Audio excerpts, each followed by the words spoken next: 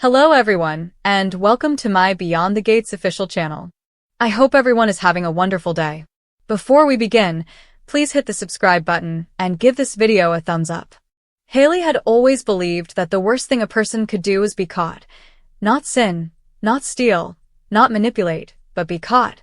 And now, as the winter dusk settled over Fairmont Crest like a velvet shroud suffocating the last breath of daylight, she realized Lynette had pushed her to the final, irreversible threshold, the one that separated damage control from annihilation. And she decided that the only way to bury her secret forever was to kill the one woman reckless enough to expose it. Lynette had started small, testing boundaries, asking questions, turning over corporate files, whispering to Bill in private hallways, but now she was flaunting the truth like a lit match inches above a pool of gasoline, and Hayley could feel that match approaching detonation with every smirk Lynette delivered, as though justice were inevitable, as though Hayley's entire empire, her fraud, her money laundering, her fabricated identity, her runaway from the law passed under the name Valerie Quinn, was a joke waiting to be broadcast across America. Hayley refused to be the punchline, refused to watch her reputation collapse in the glare of public humiliation, refused to listen to Tomas' moral posturing or June's trembling conscience, and certainly refused to offer Lynette a second chance at survival, because survival was now a zero-sum privilege that Hayley intended to monopolize at any cost. And if that required blood, so be it, because in Fairmont Crest, blood never stayed buried, it soaked the soil until someone else harvested the consequences. Hayley stood inside her penthouse, staring out at the black coastline, fingers steady on a tumbler of bourbon she didn't sip, calculating methods with a sociopathic calm. Poison would be poetic but too traceable. A mugging gone wrong would require physical strength she didn't trust herself to deliver without shaking, but an accident. Oh, an accident had the sweet aftertaste of plausible deniability. A malfunctioning railing, a slipped brake cable, perhaps a subtle push at Bill's lakeside fundraiser where guests drank too much champagne to recall the wind direction, and she pictured the water swelling over Lynette's head until silence reclaimed the night. Yet beneath her brutal efficiency, Hayley simmered with something uglier than fear, rage that Lynette, with her small-town backbone and her moralistic righteousness, dared to threaten her supremacy. Hayley had spent years rewriting herself as a woman untouchable, a woman who negotiated stock acquisitions over brunch and blackmailed senators by sunset, a woman who understood that America rewarded brutality dressed as ambition, and Lynette, with her wide eyes and newly sharpened suspicions, represented the decay of that illusion, a reminder that the past was not dead, only waiting for resurrection, and Lynette was the priest ready to drag Valerie Quinn's corpse into daylight. Hayley replayed the moment Lynette cornered her, the sly statement, "Your real name is Val, isn't it?" And how Hayley's bloodstream turned to ice while she pretended ignorance. She saw Bill in the doorway behind them, frowning, absorbing fragments, deciding whether to ask another question, and in that split second Lynette gained leverage Hayley never intended to surrender. Now, every hour Lynette remained alive increased the chance that Bill, or the board, or the FBI agent sniffing around the Crest Bank audit, might hear the truth, and Hayley could not allow even the probability of ruin. She poured another bourbon she would not drink, because ritual steadied her, and she reminded herself that monsters survived by eliminating liabilities. Her father taught her that when he burned evidence in their Detroit basement and told little Val never to blink at criminal arithmetic. Lynette was now an equation Hayley intended to solve. Meanwhile, across town, Lynette sat in her modest living room, unaware that her heartbeat had already been scheduled for termination, thinking she still had time to gather proof, imagining she could warn Bill slowly, imagining she could negotiate safety.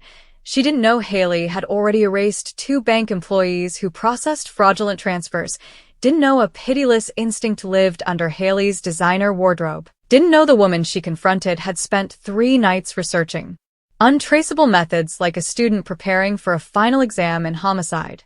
Hayley rehearsed casual lines she would deliver after Lynette's accident, the empathetic tone, the watery eyes, the lies about how Lynette struggled emotionally, about how she must have leaned too far over a balcony or driven a little too fast in the rain, and she saw the community rally around tragedy, unaware that the architect of that tragedy stood among them wearing black and consoling the bereaved. Hayley promised herself she would not flinch, not apologize, not second-guess, because sentimentality was an obstacle, and obstacles were eradicated in Hayley's world. She picked up her phone and dialed an unlisted number belonging to a man whose services were never recorded, a fixer who specialized in final solutions, and when he answered with a simple yes, Hayley did not waste time. She requested a scenario that would implicate no one, destroy no evidence, and leave Lynette's threat dissolved in the cold darkness of inevitability. That night, Hayley slept with the serenity of a woman who believed destiny had bowed before her, and outside, the wind scraped against the windows of Fairmont Crest like fingernails against a coffin lid, foreshadowing a death the town was not prepared to mourn.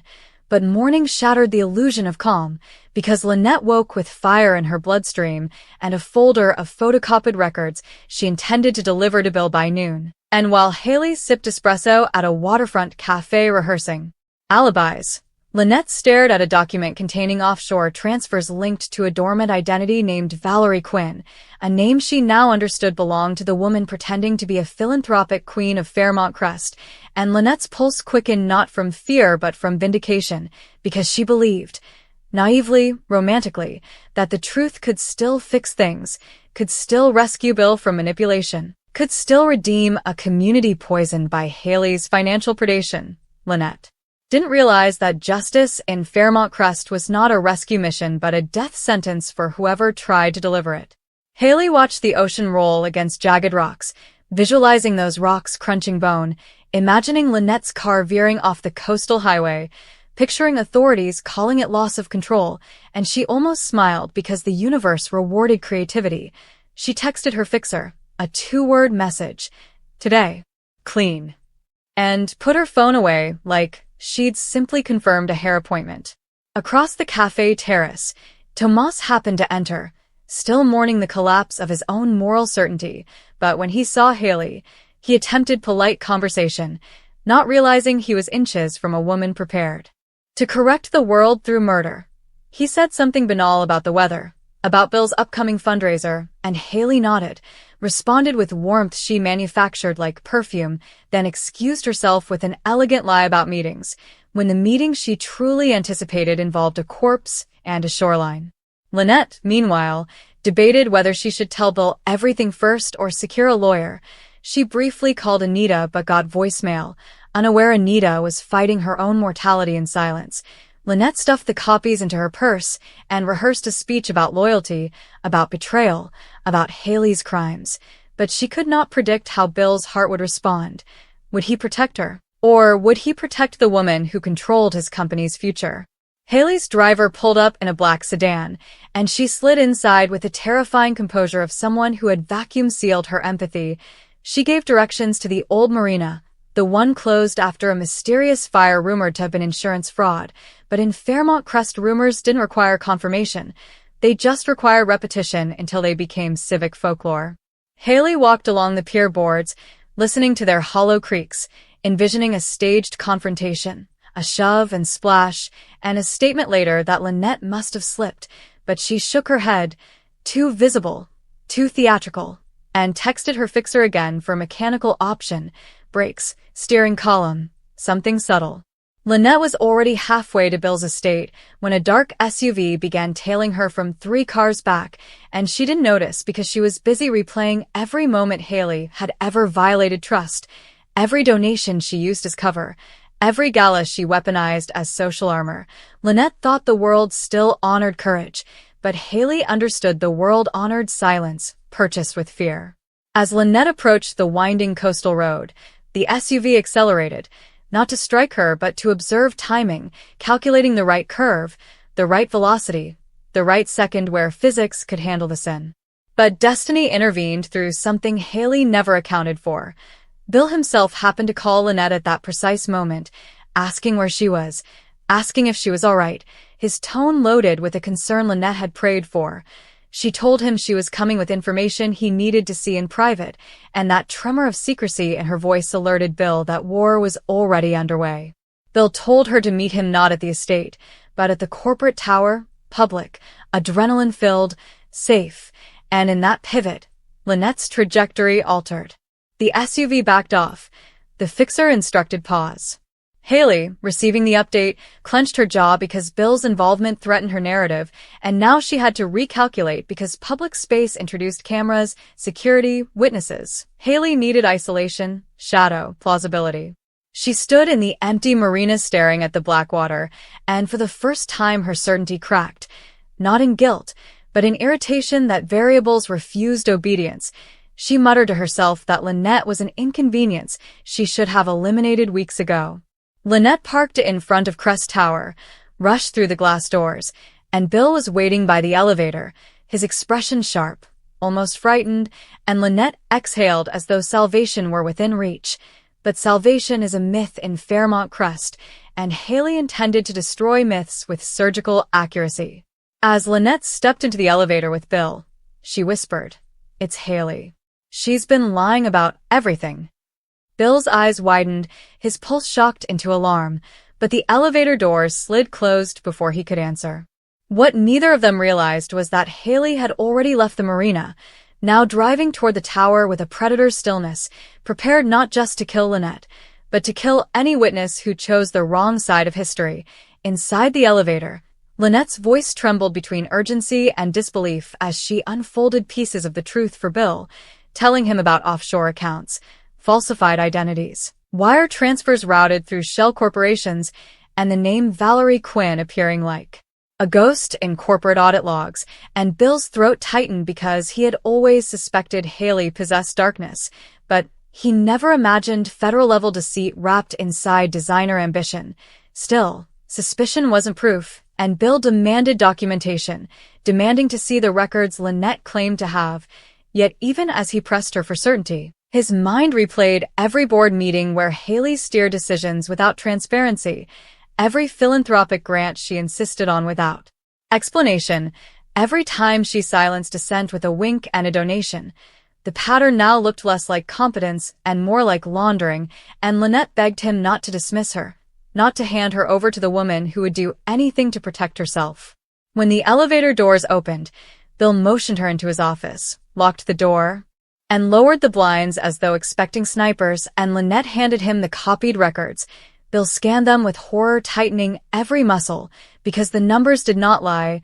Money had vanished into carved-up overseas accounts belonging to entities that didn't exist, except maybe in the imagination of a criminal rewriting her identity like a novelist. But before Bill could articulate a plan, call legal counsel, call the board, call someone, Lynette grabbed his wrist and said the part she feared most. "She knows I know." That confession carved dread into Bill's spine because he understood predators without conscience. He negotiated with lobbyists who threatened careers and CEOs who erased enemies with lawsuits, and the calm precision of the bank transfers suggested Hayley was not a panicked amateur but a woman who'd mastered the art of untouchable crimes. Bill told Lynette she could stay in his office, that no one would reach her here, but Lynette shook her head because she knew Hayley's reach was not limited by walls or security teams. She said Hayley had contacts, fixers, digital erasers, people whose names existed only in whisper recommendations, and Lynette's voice cracked when she admitted she was scared, genuinely scared, not for her career, but for her life. Bill stepped closer, reassuring her that he wouldn't let anything happen, but reassurance in Fairmont Crest was as fragile as wet paper, because at that very moment Hayley's car pulled into the underground garage of Crest Tower, her expression carved from ice, her stilettos clicking across concrete like countdown markers.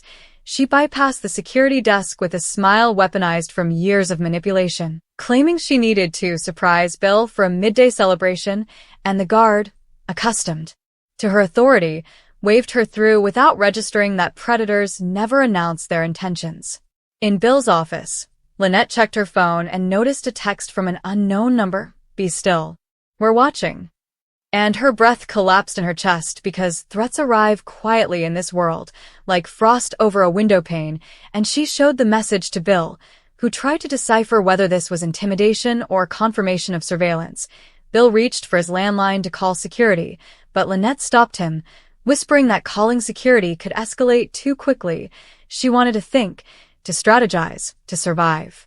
What neither of them realized was that Hayley had already stepped onto the executive floor, moving with elegance, scanning the hallway, calculating whether Bill's door was locked, whether Lynette was alone, whether improvisation would become necessity.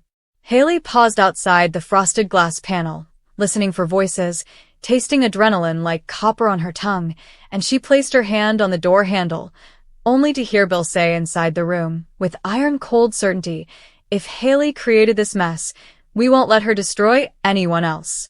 That sentence struck Hayley harder than betrayal. It was mutiny, insubordination, emotional treason, and in that fraction of a second she stopped being cautious and instead became surgical. She stepped back into the hallway, pulled out her phone, and dialed her fixer again.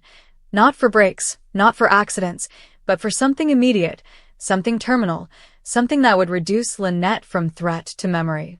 Meanwhile, Lynette, unaware death was being scheduled like a maintenance request, clutched the remaining documents and told Bill she needed to vanish for a few hours, to regroup, to move in silence until they could present evidence to authorities, but Bill disagreed, insisting she shouldn't be alone.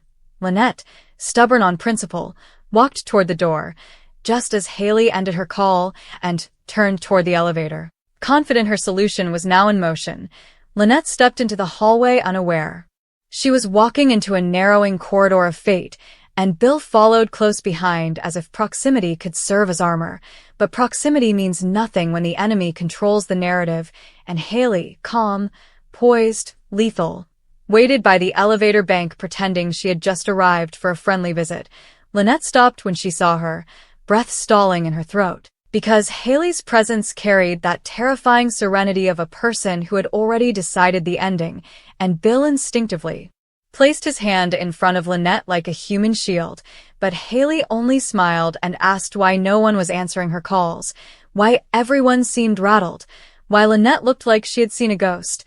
Though everyone knew Hayley preferred to make ghosts rather than witness them, Lynette glanced at the elevator doors, calculating escape, but Hayley stepped closer, lowering her voice so the hallway cameras would capture no overt threat. She whispered that accusations had consequences, that unstable people often harmed themselves when paranoia peaked, and Lynette understood the subtext immediately. Hayley was planting the suicide narrative before the corpse even dropped. Bill demanded transparency, asked Hayley outright whether Valerie Quinn was her former identity, and for the first time Hayley's eyes twitched, not fear, not guilt, but hatred that someone dared speak the forbidden name aloud. She recovered quickly, deflecting the allegation with a laugh sharp enough to slice through tension, spinning a lie about corporate enemies framing her, about Lynette fabricating drama because she resented Hayley's success. But Bill didn't flinch. He said the records existed, and numbers didn't hallucinate. Something in Hayley hardened at that declaration, and Lynette watched a storm form behind her pupils, silent, electric, irreversible. The elevator dinged, and Bill urged Lynette inside, telling her they were leaving to speak with counsel, but Lynette hesitated because turning her back on Hayley felt like inviting a blade between her ribs. Instead, she told Bill to go ahead, that she'd meet him downstairs, and Bill reluctantly complied, stepping into the elevator as Lynette remained in the hall, exposed, isolated, one breath away from the woman who wanted to erase her. When the doors sealed, Hayley dropped her performance entirely. Her voice lost warmth, her posture lost humanity, and she stepped close enough that Lynette could smell expensive perfume layered over cold intent, saying that she admired Lynette's courage. It was almost heroic, but heroes die young in Fairmont Crest, especially heroes who confuse evidence with power. Lynette tried to walk away, but Hayley blocked her path, whispering that people fall, people drown, people lose control behind the wheel, and no one questions tragedy when grief looks authentic. Lynette told her she wasn't afraid anymore, that Bill believed her, that the law would catch up, and Hayley's soft answer was devastating in its confidence. Laws are written by people who owe me favors. Lynette shoved past her, heart thrashing, and hurried toward the emergency stairwell instead of the elevator, because instinct told her the elevator was compromised.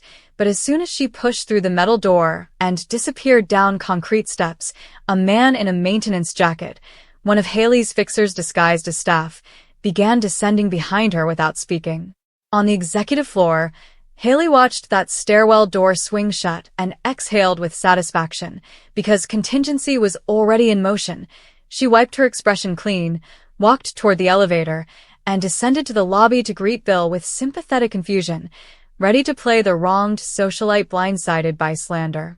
Bill searched the lobby for Lynette and couldn't understand where she'd gone, panic wrapping around his ribs like wire, and Hayley placed a gentle hand on his arm like a partner consoling a nervous spouse, suggesting Lynette was overwhelmed, that maybe she needed space, that perhaps she should talk to HR, not law enforcement.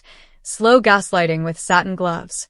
Meanwhile, Lynette spiraled downward through the stairwell, footsteps echoing, pulse accelerating, clutching her purse like it contained the last oxygen on Earth, and when she reached the third-floor landing, she realized the maintenance man was no maintenance man at all. No tools, no badge, no acknowledgement, just a blank face with a predatory gait, and Lynette's fear detonated. She ran. The man accelerated. Her heels struck concrete like gunshots. She pushed through another door into a deserted hallway of legal offices under renovation, drywall exposed, lights flickering, and she dialed Bill. But the signal fractured into static because that entire wing had dead zones. The man closed in, arm outstretched, but Lynette hurled a supply cart into his path and sprinted toward the freight elevator, slamming the call button like a trapped animal begging steel to rescue her. In the lobby, Bill tried calling Lynette too, but her phone went unanswered, and Hayley, with angelic composure, suggested reception must be spotty in the tower's interior. Yet Bill glimpsed something in Hayley's eyes, too calm, too rehearsed, and suspicion metastasized into terror that Lynette was already in danger. He pushed past Hayley and headed for the stairs, leaving Hayley alone with her immaculate counterfeit concern, and as she watched him go, she whispered under her breath with chilling irritation, "You're too late."